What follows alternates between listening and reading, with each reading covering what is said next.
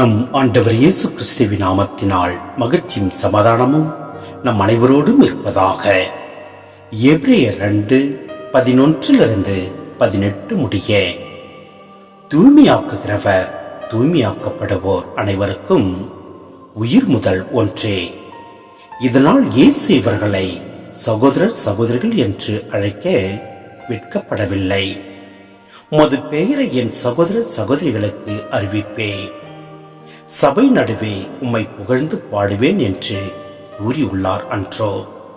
மேலும் நான் அவர் மேல் என் நம்பிக்கையை நிலைநிற்க செய்வேன் என்றும், இதோ நானும் கடவுள் எனக்கு அளித்த குழந்தைகளும் அவ்வாறு செய்வோம் என்றும் அவர் கூறியுள்ளார்.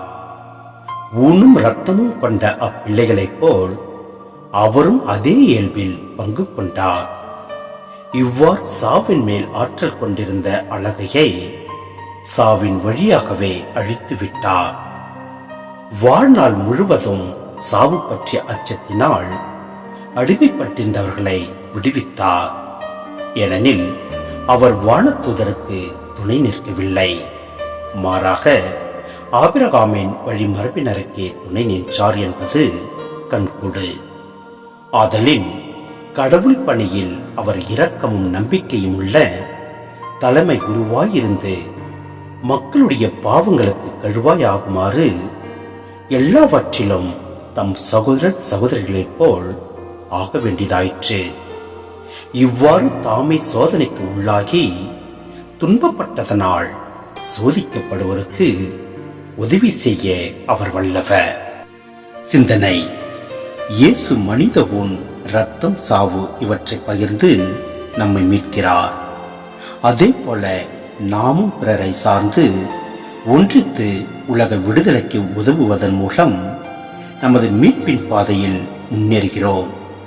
பிறரோடு இணைந்து உழைப்பது, துன்புறுவது, மகிழ்வுறுவது கிறிஸ்து நமக்கு காட்டும் மீட்பின் பாதையாகும்.